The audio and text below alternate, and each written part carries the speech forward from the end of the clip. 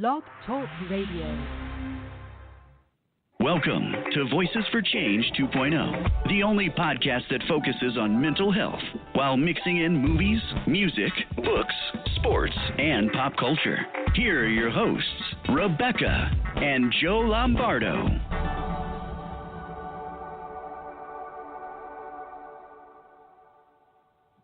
Hey, good morning, everybody. Thanks for joining us today.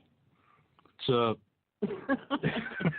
Welcome to Voices for Change 2.0. How's she going, eh? Yeah, hey guys, thanks for tuning in. This is the how do I want to put it? We're gonna not sound good today. Yeah, it's gonna be a rough day for both. You gotta cover your mouth when you do that, sweetheart. I'm sorry. Yeah, Beck's still dealing with her cold, and apparently now I've gotten it. Thank you, honey. I warned you. I told you were going to get it. If you're on antibiotics, you'll be fine. Yeah. So if I have any coughing fits similar to what you just may have heard, I do apologize. There is no way to control it. I'm trying and failing miserably. So let's talk about something happy. Well, yeah, I guess it's happy, but we finally got to see Avengers Endgame. Yes, we did. Yesterday. Yep. And delay it a little bit, but we got there. Yep, we finally got to see it. And, don't go and see it if you drink a lot of beverages. Because, holy jeez. Had to pee before the movie, had to pee in the middle of the movie, and holding it for an hour and a half, it hurts. Welcome to my world. I can do that almost every time we go to the movies. No, that's your fault for not going before. But it was incredible. We're not going to mention any spoilers here because the spoiler embargo isn't lifted until Monday. So just know that, especially if you're a fan of these movies and you have seen all 21 previous Marvel movies in the canon between, Iron Man and Thor and Captain America and Guardians of the Galaxy, all those great movies. This movie will not disappoint you. It may break your heart a little bit in spots. I'll say that. Bring tissues, but it's incredible. Just all the little Easter eggs that pop up throughout this movie are amazing. All the little. Go ahead. I'm sorry, I didn't interrupt you. No, I was just going to say, just little callbacks to stuff. Yeah, I was talking to you about it yesterday. They worked really hard on this movie. Yeah, they did. They paid attention to every single detail. Yeah. And like Joe said, you will not be disappointed if you go see it. It was fantastic. There were scenes in it that will send goosebumps all over your body. Yeah. And the end is I'm not going to talk about the end. I'm just plain not going to talk because it's not at all. Can't really say anything. Yeah, it's not at all what I expected. But it was. It was beautiful. Yeah, that's a perfect way to put it. It was beautiful, and this whole movie was incredible. The showdown, I guess, at the very end, because there's a showdown at some point in this movie. If you've watched any of these, there's a big throwdown. But the way it was done was akin to anything I've actually seen on a comic book page. It just amazing, absolutely amazing. So that's all I have to say about that because we can't talk about spoilers. No, I wouldn't want to anyway. Yeah, I wouldn't want to ruin it for anybody. Ruin it, but So there's that. We finally got to see that. I finally got to see the final episode of Gotham, and that was pretty cool. Kind of a trip how they did it, but well, hey, I gotta. Thank you, Scott. Thanks, Scott, for the timely note. Apparently, today is National Free Comic Book Day. So go support your local comic shop. Go and pick up a freebie. I'm going to have to do that later. That sounds like a brilliant idea. I miss collecting comics. I'm not going to lie. What are you talking about? You got 3 boxes of them. No, that is my collection. I miss reading new ones. Oh, okay. You know, and getting them every week and reading them, and you know, getting engrossed in those stories. But you know, it's not an God bless expense. Stan Lee. Yeah, it's not an expense. Oh, no, I'm not going to talk about it. Anyway, it's not an expense that I can justify at the moment. So, anyway, So today. Finished with our little rundown, I guess. Yeah.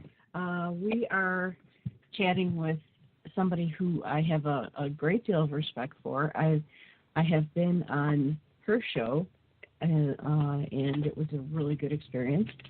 I follow her obviously on Twitter, and she's really kind of I would say sort of a guiding light in a sense, because she makes herself available for anybody who needs the help, you know, despite everything that she may be going through.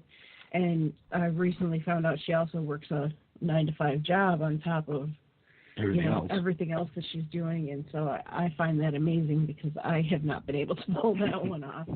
But we're just really, really glad to be able to chat with her today. She's just a sweetheart and love her to death. So please welcome to the show from Emxiety.com, we have Marie. Hello, everybody. Hi. Hello. Hello. How are you? I am today is a good day. I was actually super, super excited to be on the show for exactly the same reasons that Rebecca described. Being excited to see me, apparently, that's really sweet. That really means a lot because I have so much respect for you, and I love what you guys are doing here and the impact you're making on people, and how you're really trying to, you're working towards change and affecting people's lives and making sure that people know that they're heard and they're not alone and all of that. I have so much respect for that. So it meant a lot. It was kind of like it was listening to somebody you look up to tell you that they like you. Like that's really cool. Thank you. You like me. You really, really like me. Exactly. Well, we're honored to have you with us, Marie. Thank you for taking the time today to talk to us on our humble little show. Where are you at in the good U.S. of A? I am in North New Jersey. I'm looking out to a beautiful forest out of my window. No complaints. It is a little bit of a gray day, but yesterday there was a thunderstorm, so that was pretty nice to watch. But today's a little bit warmer and nicer. So yeah. The short answer to your question is New Jersey. She's in Jersey. That's great. We actually, a couple years back, took a couple-day trip to New York, and our hotel was actually in Newark, which That's I don't smart. know how close that is to. Yeah, I don't know where in relation to where you're at that is, but it was interesting. I'll say that, coming from the Detroit area, seeing how urban things are and how it seems like everything is stacked on top of each other, and it was culture shock for us a little bit. Yeah, New York was a little bit too much for me. I was kind of. I loved it, and she was overwhelmed. Yeah, no, New York's a little bit too much for me too. Yeah, I liked it though. It's fantastic, and I used to work there, and it's fantastic until it isn't. It's exactly. I think I know what you're talking about, Rebecca. It can be quite overwhelming. It can be quite a lot. Just there's a lot of stimuli all at once coming right at you. Exactly. Yeah, that was one thing that I noticed too. Is it was, if you're prone to anxiety. Well, that too, yeah, but no, just overload. I'm talking about overstimulation. Yeah, the sensory overload. Yeah, thank you. That can really have a negative impact on you, I think, if you're subject to that. So, which is funny because I don't feel like that if I'm in Las Vegas. Well, it's not as, it's weird because you get the similar vibe, but not, you don't have all the like buildings and stuff on top of you. Mm. When you're in Times Square, you're in a canyon of buildings. Mm. And you don't have that with Vegas so much. Yeah, I've always loved Vegas. It's just we've talked, here and there about possibly retiring there just because we both love it so much. But I couldn't say the same about New York. Yeah. Yeah. So, Marie, do you have any questions for us before we jump into our questions? No. How are you two so lovely? I love all this banter and everything. So that's not really a question. That's more a compliment. But yeah, so no questions. No. Okay. No, we just after 18 years or almost 18 years, we're 18. We're not sick of each other yet. So. Yeah, no, we've got really lucky. That's pretty good there. Being able to actually, have a partner that you can talk to and bounce ideas off of and make fun of. Yep, so, that's the most important part. Yeah. So, yeah, I'm a lucky dude. She doesn't think I am, but I beg to differ, and I know that I'm right. So. Yes, I'm very lucky as well. You're not that lucky. All right. Well, Marie, the first question that we have for you is... the first question we have for her is, are you sure that you don't want to throw up after that? No, I'm in my own mushy relationship, so I get it. So we've been together, we're going on towards 11 years, and I get it. It's I love hearing when people, I love hearing love. I don't care how gushy it sounds. It's two people who are happy to be together.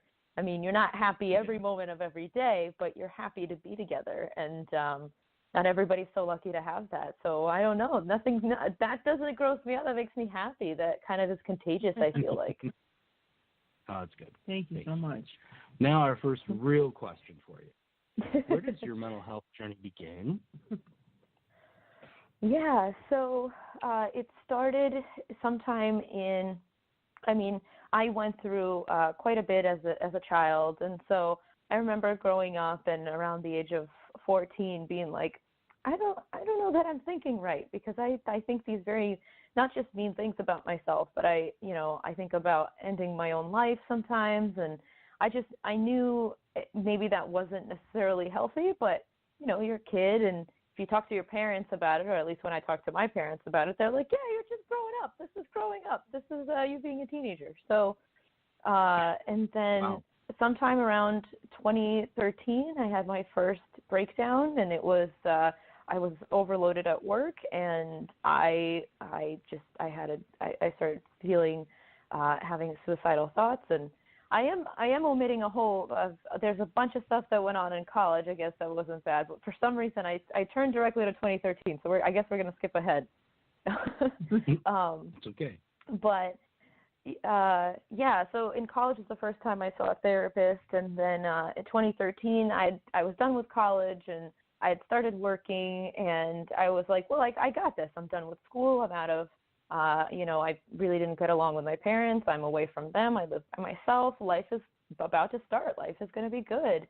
And I started having these horrible attacks where I would just stop breathing.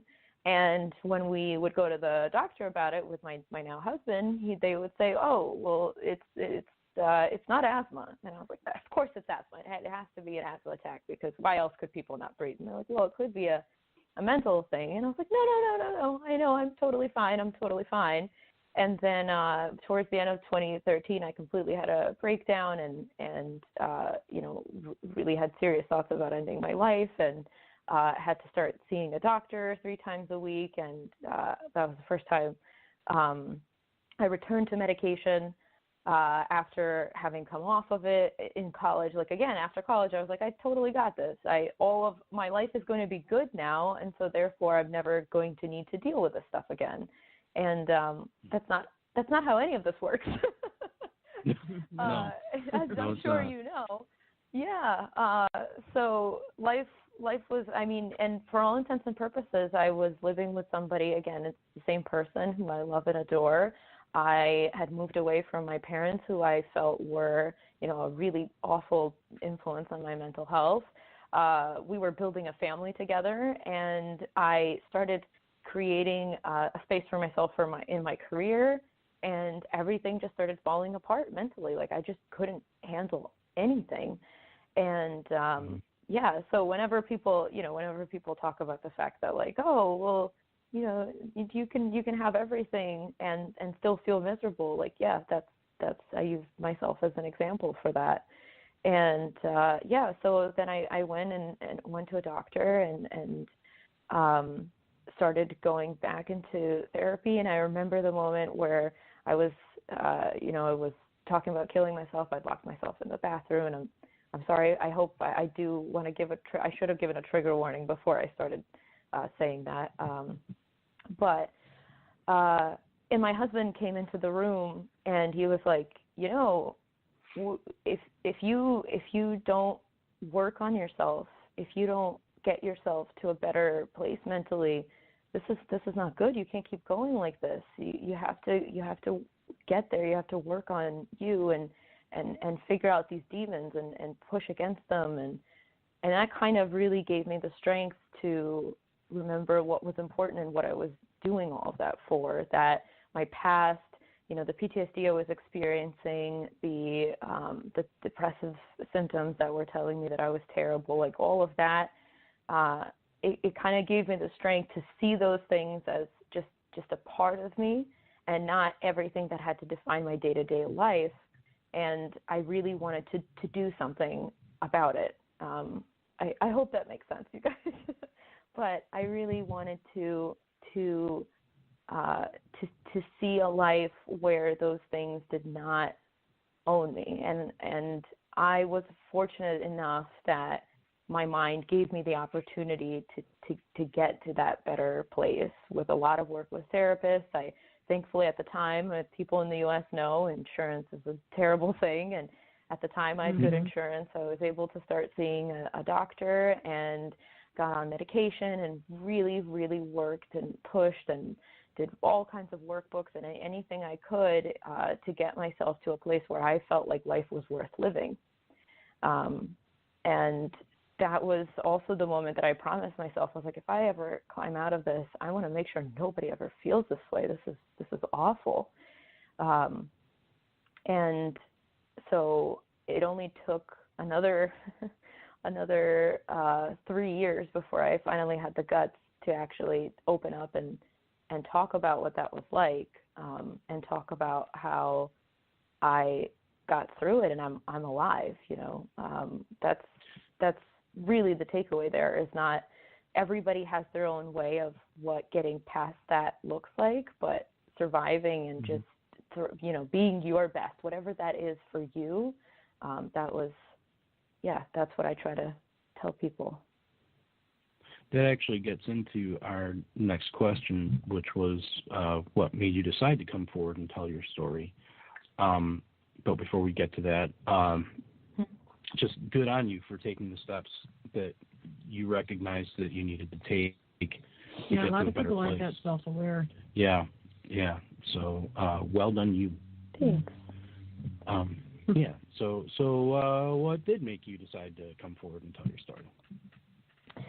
Well, so I started a very, very stressful job, and I'm sure this story is, to people who are listening in New York and have ever worked in marketing, this might sound very familiar to you. I started working a very stressful job as a project manager in marketing in an ad agency that was running, 20,000 miles an hour. We were working on a, luxury car brand, and there was no time to stop and breathe. And I was working 9 to 10 to 12-hour days, and I just kept going. And I came over to that job, and I had told my boss, I was like, I'm not feeling so good, and I'm wondering if I could go back to seeing a doctor regularly, but that would mean that I would, once a week I'd have to either come in late or work from home so that I could accommodate, and they're like, well, you can't do that. So I was like, Mhm. of course, I can't do that. So then I'm just going to kind of keep pushing through this. This is a good idea. So, yeah. And the next step, I'm sure, also people, this looking back at it, I'm like, this narrative just wrote itself because it's very predictable. I had a huge breakdown. I had a very public panic attack at work, where I was very lucky that my boss kind of helped me through it. It helped me come down from it. And then she's like, well, I have to talk to somebody about this. And then they're like, you need to take care of this. Did you know you're not feeling well? You need to do something about this. So, After being told that, yeah, no, you can't do that. Right. Wow. Yeah. They're like, well, we didn't think you're going to have a panic attack. We thought you were fine. And I was like, well, of course you thought I was fine. What was I going to do? Come into work every day? Like with a lot of heavy black eyeliner and black clothing, like with my hair half over my face, like, hey guys, like goth, or, like, what did you expect? It's that whole, like, what does depression look like? Yeah, no, I didn't walk around telling everybody, like, yeah, guys, I hope you guys are cool. I'm just thinking about how life sucks, Yeah. So, have you heard the new Marilyn Manson? Yeah, right. Yeah. So walking around in Cure T-shirts and whatnot. Oh, come on. Then don't be slamming all the alternative bands. No, they're not all. Those are like a bunch of listeners. Not all what's bad. wrong with what else? I kid. No, of course I'm kidding. Yeah. I'm just imagining that scene. Everybody knows the scene from Spider-Man 3, right? Where he goes emo and starts dancing like a weirdo. Oh, was that what's supposed to happen? Was I supposed to come into the office one day and just totally transform into somebody that looks like Please don't ever do that, because that's terrible. No, that's how you know things are terrible. That's how you know. Yeah. Yeah, when you're looking like Peter Parker from Spider-Man 3 and you're dancing and you're looking emo, yeah, you've gone off the deep end then. That's good that you don't remember. Really don't. Yeah. Forget the Marilyn Manson T-shirts. If you're going emo Peter Parker, I mean that's it. Ugh, yeah. that's rough. Yep. That's a rough one. Yeah. So I didn't do that. So they couldn't tell. And so then I had this public breakdown at work, and they were like, "Hey, you're not feeling well." And I was like, "Really? Thank you for letting me know." So they're like, "Well, we're going to have to ask you to we think it's better if you take some time for yourself." And I was like, "Well, this is it. This is the moment where I could sit here and just completely fall apart over the fact that I lost what I thought was my dream job in, this dream career, and I don't know what I'm going to do now with my life, or I could make a change and try to make sure, again, that nobody felt that way." And again, I was fortunate enough that I was in a place that, A, I had access to therapy, B, I had access to a psychiatrist that I trusted that could prescribe medication that was appropriate for me. See, so I don't want anybody who's like, oh, well, I still don't know what I'm doing in my career, or I can't do a full-time job. I don't want anybody to think that that's the only way to go, or that I'm promoting that, you have to do that. There is a normal, there is a best for you. And, I didn't feel my best, and I didn't feel like I was in my life where I wanted to be. And from that moment, I could have fallen apart, or I could have said, all right, how do we make lemonade? What are we going to do with this? And so I was in a good enough space that the little background here is that I had slowly started writing after years of telling myself that I could never do it. I was fortunate enough to find somebody who was like, well, I'll edit your writing if you write few short stories here and there. And that, thanks to that person, a few years later, I had the guts to write. So I was like, well, I'm finally writing a few things here and there. What if I published them? What if I made a little blog out of that? So I started the blog, and then the second piece to that was, well, this doesn't feel like enough. I want to start conversations. And how do am I jumping ahead? I feel I'm going along, but well, I just realized you guys might have not answered the question yet. Well, no, we yeah, you jumped ahead. You don't need to make me feel better. Okay. It's okay. I was on a runaway train there for a second. Well, I tell you what, let's take a minute to reset, and we're going to take our first break here and listen to "Travel Around Your World" by Matt Stern. Sit tight, guys. We'll see you in a couple of minutes.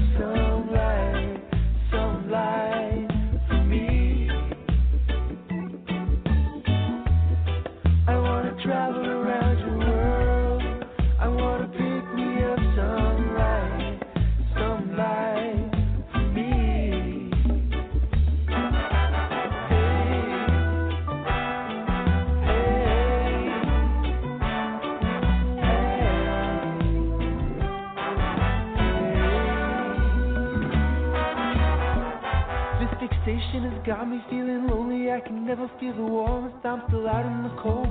Can never leave a room with you still in it, and it's torturing me.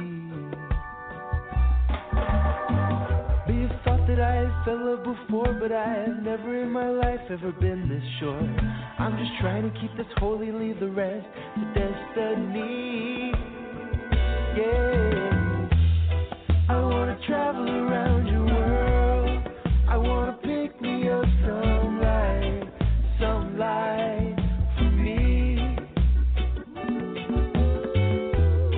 I wanna travel around your world, I wanna pick me up some light for me.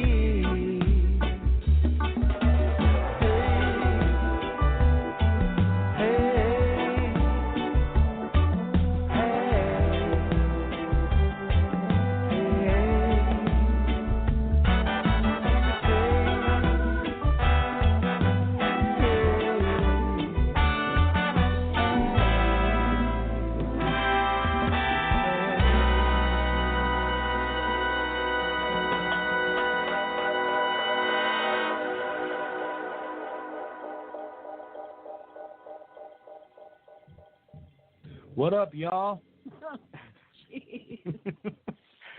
Welcome. You should never say that. Welcome back to Voices for Change 2.0. I'm Joe. She's Rebecca. On the line, we've got the beautiful, lovely, and talented Marie from Anxiety. I hope I'm saying that right. Did I say it right? I think you got it. Anxiety. It's anxiety with an M. You got it. Oh, okay. Cool. All right. Well, then I got it right. So, yeah. So, like I said, what up, y'all? Oh, please. You're killing me. Well, you know, it's what I do. I kill. Yes, you do. Yeah. So, how's it going, lady?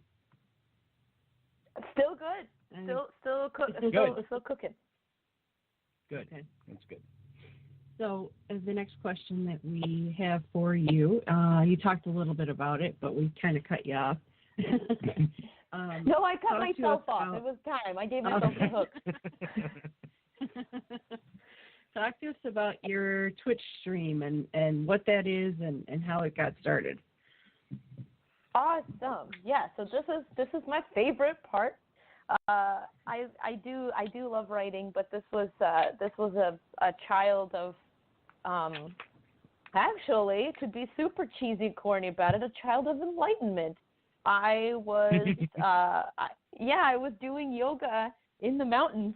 That's not a joke. I was doing yoga in the mountains at a festival, and I came up, and I realized I was thinking about how I could do something that was meaningful, and not that writing's not meaningful. I just wanted to reach people directly, and somebody told me about Twitch, and I was like, I think that's what I'm going to do. I think that's it, because YouTube is fantastic for videos, but I felt like there are already quite a few wonderful voices raising awareness who are professionals, who really, really knew, their subject matters in and out, that were talking about that stuff.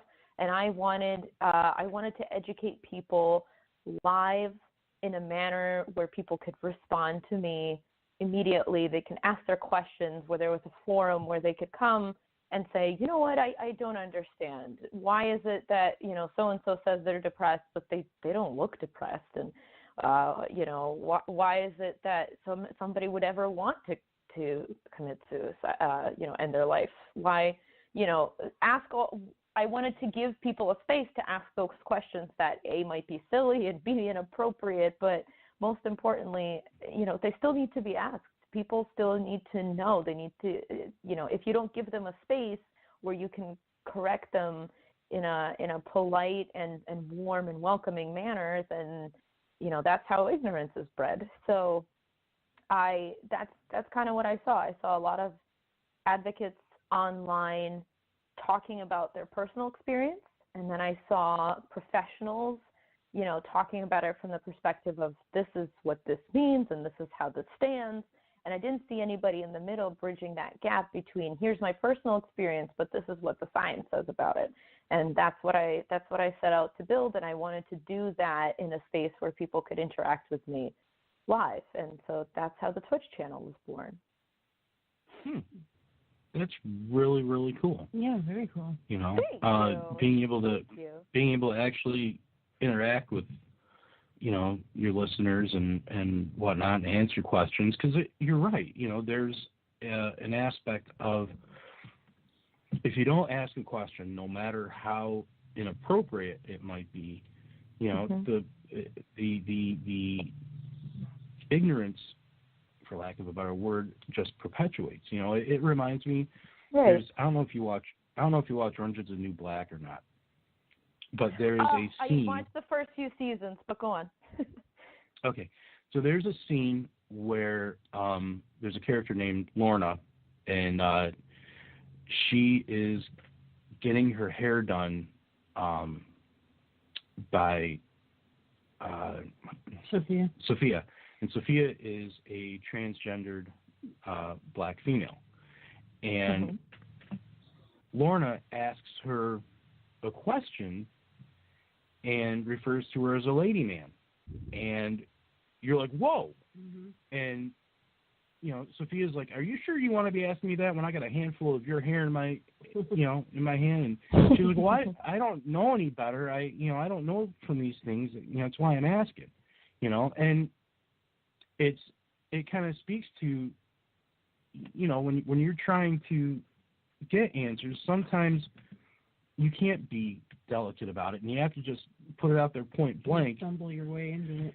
Yeah, and you're not asking from the point of view of trying to offend somebody. You don't know, and you don't understand, and you don't know what the proper terminology is, so you do your best with it, and it's from a certain point of view, it's a relatable thing, but it still makes you cringe. Oh, of course. Yeah, Oh, yeah. Oh, I cringe hard. Yeah. Yeah. So yeah, you encounter questions like that, but I think sometimes, especially with all of us in the dealing with mental illness, we almost have to be confronted by that just so people can understand on a certain level that, maybe they don't see otherwise. I'd much rather just be approached than having the people just kind of, pointing their finger at me and not saying anything or saying that I'm a narcissist or, I'm the farthest thing from a narcissist. And to have had people call me that because of what I've written is really, really kind of devastating. I don't think I have narcissistic personality disorder or whatever it is that somebody said. So, it's like I said, I just would rather have people just come forward and say, hey, this is what I felt when I read this. Can you talk to me more about it? As opposed to just pointing fingers and leaving hideous reviews. Yeah, not to mention what you wrote. You're a good 5 years removed from the original writing of it. You're a different person than you were back then. You know, and even your perspective might have changed on what you've written from 5 years ago. So being able to explain to somebody in more contextual terms is, that's a beneficial thing versus just being pointed at. And when you point at somebody, 3 fingers point back at you. Oh, that's deep. Yeah. Yeah. No, it's very true. It's very true. And everybody, I sometimes, and people don't always do it out of malice, right? And I have to, like people say, it's naive to assume that everybody means the best for you, and I don't deny that. Of course, there are people who, who are rude, but in what I call very pretentiously, what I call my line of work. Hold on 1 second. Sorry, guys. Somebody's excited. Oh, boy. We've had construction going on, so the dog likes to let us know that we have construction going on, the neighbors. Sorry about that. We're going to have construction going on in the next room in about 40 minutes. About 40 minutes, yeah. Yeah, we're supposed to be finally.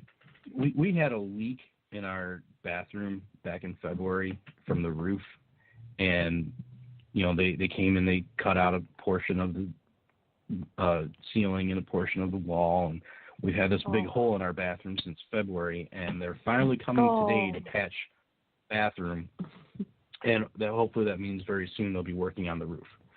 So that's what we've been dealing with. Fun to have to get. Oh boy. Yeah. We just did. So congratulations on that, baby. We literally we had a year and a half of a leak, so I feel that so hard, and it was just fixed. So, my heart goes out to you. That's so stressful. Yeah. Well, by the time we're done with this house, we'll be in great shape to sell it. Yeah. Well, yep. That's exactly what we said. We're like, new ceiling. That's what we're gonna put on the listing. Brand new ceiling, brand new roof. Don't ask why. It just is.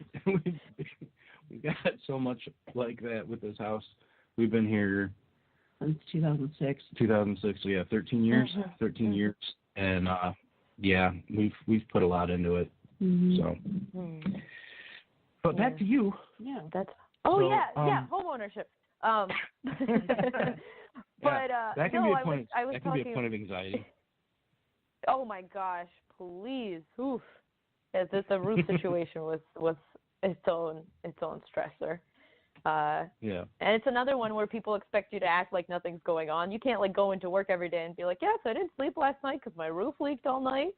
Yeah, well, that's been going on for 6 months, so deal with it. Yeah. Yep. So your writing, your website features your blog, among other things. What are some of the things that you do write about? So the blog is dedicated to. It originally started as a therapeutic way for me to get out all these kind of angry thoughts that I had towards the world, saying, why don't you understand these things about me? These are things or understand these things about people with different mental health challenges that you might not have? Why don't you, why do you judge me for having to take medication when you just don't have to? Like, it must be very lucky for you to not have to do that. And so, like, that was one of the first pieces I wrote. And, well, you don't understand. I'm this way because I grew up with very narcissistic parents, and this is how that affected me. And so the first pieces that I wrote were very much just like, please understand that I'm not a terrible person. And, kind of like you were saying, Rebecca, like I'm not selfish. I'm not narcissistic. These are reactions to things that have happened to me, and I'm doing my gosh darn best. And so originally the pieces were about that, and then it slowly evolved into me trying to learn more about other people's psychology. And so now, I do little advice pieces about, here's what I do when I'm experiencing a panic attack, or here's what I do when I'm in a depressive episode. And so those are regular blog pieces. But what I really enjoy writing are the journalistic side of it, where I get to dig in deep into a topic and figure out kind of what makes it tick. And like recently I wrote a piece that was published on Medium that's called Why Positive Psychology Makes Me Cringe. And it was exactly about that, how we've kind of bastardized this beautiful concept of the concept altogether was, how about we look at people with mental illnesses as not just being broken and less than and having to be fixed, but hey, there's just a few kinks in your armor. Let's see what we can do to enhance you, instead of looking at it as how can we fix you, right? And so what started as that idea has become you'll see it on social media. You'll see it, a lot of it on Instagram is, don't come at me with your negativity, and then no hate and all that stuff that just pretends that nothing bad ever happens in the world.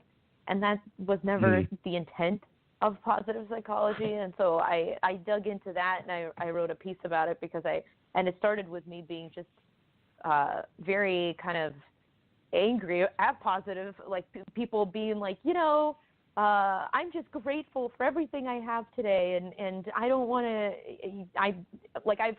One post that I could quote is, you could choose to be mad at the world, or you could choose to have a good day. And I was like, you can choose some things, but choosing to have a good day is not always up to you. And like, where does that come from? Well, it comes from people thinking that if you could just think yourself into a positive state, you'll be happy. And that's, not how a lot of things work, and it's definitely not how depression works, definitely not how anxiety works. And so, so I dug into that topic, and then that was featured, and then I still write, so I call them autobiographical research pieces. So like the last one was what recovery is possible. It's just not what you think it looks like. And that's been about my process of recovery and what it looks like to other people versus what it is like to me, and what I feel like I've accomplished versus where I still have to go, and how, every recovery is beautiful in its own way, because it's you working to be your best you, whatever that can be in that moment. Well said. Yeah, definitely. Well said. And it's funny that you mentioned the positivity thing, because where my mind went right to on that was, are you familiar with a guy named Diamond Dallas Page? He's a former wrestler. I don't think so. Oh. Okay. He has his own yoga program out now. It's a really good yoga program, actually. We own it. But we interviewed him a couple years ago, and that it could have gone better. Yeah. Oh boy. aside from all the F-bombs he dropped. Yeah, there was that. But and he was very much one of these where it almost got to where he was lecturing us by the end of it, and just very that's lovely. Thank you so much, sir. Yeah. Yeah, just the whole positivity thing that he was pushing, and it's like, well, no, you don't get it, man. Yeah. And I'd been talking to him previous to that. He actually called me and was going over the program with me, and and was like, you know, you're just basically sort of the type of person that would say you just have to get up and do it, and then everything's going to be fine. And, you know, those of us who deal with things like bipolar and anxiety, and sometimes we can't just get up and do it. Yeah. You know, and right, that's it's the not whole an excuse. problem. Right. It's Yeah. that I would like You to know. get up and do it, and I can't. That's the issue. Right. Exactly. It's not just an excuse. It's a physical sense of dread and you know, pain and just all of these other horrific emotions that are difficult to express when you're dealing with that type of a situation. Yeah. Mm-hmm. You know, and it's not, you know, it's not anything you decide on. It just, No. it is. Yeah. It's a physical manifestation of what you're going through mentally. And it doesn't make us weak. No. You know, just No. because I wake up some days and I'm depressed and I've got a migraine and, you know, doing something, it just isn't in the cards right then. It doesn't mean that as a person I should just be able to say, okay, I'm going to get up now and everything's going to be great and all that stuff is going to go away. It just, it doesn't happen like that. And I just really, and I say this to it grinds people. my gears. Oh, sorry. No, it Go ahead. grinds my gears a lot too, and to those people, I like to say, you know, you sit there and tell yourself how you're a piece of garbage for 12 hours, and then try to get up and do something. You know, Right. It's really easy to say if you're not in that mindset, if you haven't lived through knowing when, you know, inside your head the only voice is saying, you know, you could just end it all. You could just don't worry about it. Just finish it, and then you don't have to live like this anymore. You know, when you're fighting against that, no, you can't just get up and be like, well, I'm just going to turn that right off. Who wants that? Yeah. Who out there is like, this is I want to live in this misery? It's a very fine line. Yes, I do believe we make choices in our lives. Yes, I do believe we fight to be better people. But for some people, that fight is very, very difficult. And for some people, it comes naturally. And I'm very happy for you if you don't have to fight as much as other people do. But for somebody who has depression and anxiety and you know, and the number of other illnesses that will affect you that way, no, it doesn't just come that way. You know, you think a soldier coming home from war wants to have a flashback and see his friend die over and over again? No, it makes no sense. It's so I feel like it's a very stubborn single lens to look at the world in, and it's very much like, well, if you don't see it my way, then you must not be trying hard enough. What? That doesn't make any sense. There's a lot of that going on these days, across all sorts of broad spectrums. You know, you see it with different religious groups, you see it with different political groups, you see it, you know, if you don't think my way, well, you're wrong. Well, no, I'm different than you are, you know. Yeah. You know, I love all those little coexist bumper stickers that you see where it's, you know, different.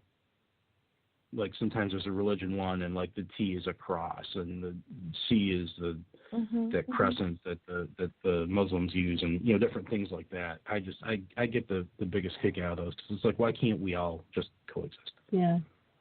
Right. Why can't we just get along? So we're getting, excuse me, we're getting pretty close to the end of the show. But we wanted to give you the opportunity really quick to talk about your hashtag, Be the Light. Oh. Yeah, so Be the Light is this, so it's, the reason I say aw is because it's not really my hashtag. I've seen it used quite a bit, and it wasn't, I knew it wasn't the most original idea because the concept is just, you know, it's what Gandhi said. It's be the change you want to see in the world, and that's what Be the Light means to me, but it's specific to me to mental health, and saying that, you know, if you feel like the world is unjust and people just don't understand and they're treating you unfairly, you know, and you're listening to guys like this wonderful Diamond Dallas Page telling you, you know, you have to be this way, go out there and be an example of how you would like to be treated. treat other people that way. Be an example of how you believe people with mental health issues should be treated. Go to somebody else who's not feeling well and help them. Show other people what you need when you're unwell, because a lot of people don't understand. I feel like, what do I do if you're just sad? Well, I'll show you. I just need you to be there for me, and I'll be there for you when you're not well, and serving as that example. So being that light to somebody else, and the other side of it, of course, is knowledge. Spread that knowledge, spread that awareness. So that's what Be the Light is all about. Cool. Very cool. That was my shortest answer. I'm sorry. Thank you. Everything else was so long, and that one was short. Excuse me. We have a couple of things that we wanted to bring up quickly, but I'm going to have a coughing fit, I think. Don't cough. It's okay. Take your coughing break. Just be positive about it. Man. That's all you got to do. Yeah. Be positive. Be positive. Have you tried not coughing? Yeah. Have you tried? You're not even trying. Yeah. Maybe take a breath or something. Have you tried not coughing? Yeah. Oh, believe me, I've tried not coughing, and I just can't. No, not you're do not it. trying hard enough. That's what it is. If you tried hard enough, it would work. Mm-hmm. Yeah. On that note, I have to cough. Marie, why don't you tell us a little bit about where people can find you on social media and where people can find your podcast? Yeah, let's go. So the podcast in an audio form has been placed on hold, but episodes of Anxiety are all syndicated on YouTube. And of course, the best way to catch it is to catch it live. That way you can enjoy all the interactivity and the conversations that we have and be part of the whole thing. And that's at twitch.tv/Anxiety, spelled anxiety without the A and with an M instead. And so I am very often on Twitter. And then if you need to contact me and think about me and ask me any questions, that's when you go to my website. I also have a resources page there, so very commonly people come to me and say, I don't know where to go. There's so many sources out there. I don't know which ones I can trust and which ones to send to somebody who's not feeling well. So that I put together a resources page, and I try to also, I have references to all my episodes. So it's very likely at this point, we've been doing the show for 1.5 years, it's very likely that, we might have had an episode that references, a specific type of mental illness that will have sources in there to learn a little bit more about it, so you can go and do your research. So that's all on the website. That's all on anxiety.com. And like I said, I'm most often on Twitter. I also have an Instagram because, of course, who doesn't? And I have a really cute dog. So the Instagram's really for the cute dog, let's be honest here. And, and then twitch.tv/Anxiety, Tuesdays, Wednesdays, and Thursdays at 7 p.m. New York City Eastern Time is when you can find me. And we have quite a few really awesome episodes coming up. We talk through movies. We talk through topics. We have call-ins on Thursdays. So there's a lot of fun to be had no matter what day you call in, whether it's Tuesday, Wednesday, or Thursday. Oh, that's awesome. That's awesome. Yeah. So really quick, we're going to mention this. For those that don't know, it is Mental Health Awareness Month. Yep. And I meant to bring this up at the beginning of the show. We got a little sidetracked with our Avengers chat. But yes, it is. We do have a plan. We had planned it for today as well, but like we mentioned before, we've got these construction guys coming in, so we had to cancel our second show for today. But for the rest of the month, we're doing 2 shows every Saturday in observance of Mental Health Awareness Month. And make sure you get online and talk about what you're going through and what improvements you think we need to be making in the future as far as, battling stigma and, making it easier for people to have just general conversations about mental health. as if they were talking about having a cold. Yeah. Which coincidentally we have. Yes. So. You're talking about that. Marie, are you doing anything special for Mental Health Awareness Month? Yeah, so we were fundraising for TakeThis.org, which is a mental health awareness organization that focuses on gamers and game developers. I always love to – I'm sorry? What? I was just saying, wow. Yeah. Oh, yeah, so we were fundraising for them, and I love to mention them any opportunity I have. So that's TakeThis.org. I have also written pieces for them. And then other than that, we're just doing our regular shows. I do have a new blog piece and or YouTube video coming out every Wednesday this month, again, to commemorate the month and make sure that people are really, really having that discussion and support your local mental health advocate, guys. That's the best thing that you could do. If you're not sure you're ready to talk about it, be, going out there and uplifting somebody like, the Voices for Change peeps or, I can't even, there's so many mental health advocates out there that could use your signal boost, So if you're not ready to talk about it, help boost somebody who is. Well said. Yes, awesome. Thank you. So we are going to have to sign off for now. Yep. We've had a great time talking to you today, Marie. Thank you for putting up with us. Oh, pleasure's all mine. Thank you, dear. And you stay on the line, and we're going to end out the show with Thrill of the Chase by Hayden Joseph. See you next week, guys.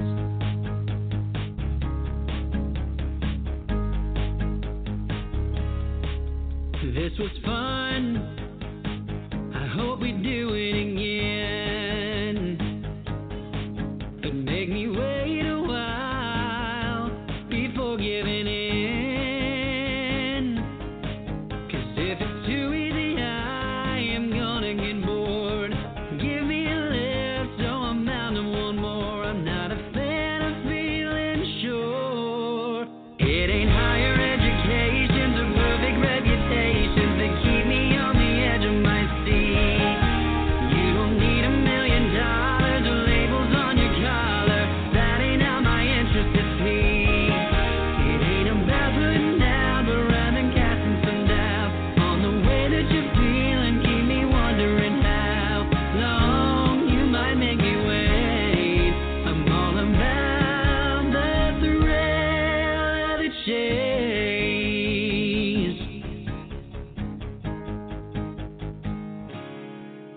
When I ask you for that second drink,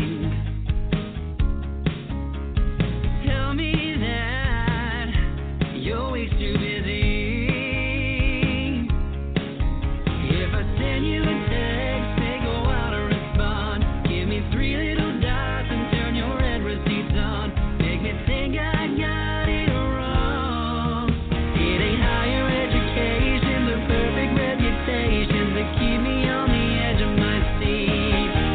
You don't need $1 million or labels on your collar. That ain't how my interest is peaked. It ain't about putting out, but rather casting some doubt on the way that you're feeling. Keep me wondering how long you might make me wait. I'm all about the thrill of the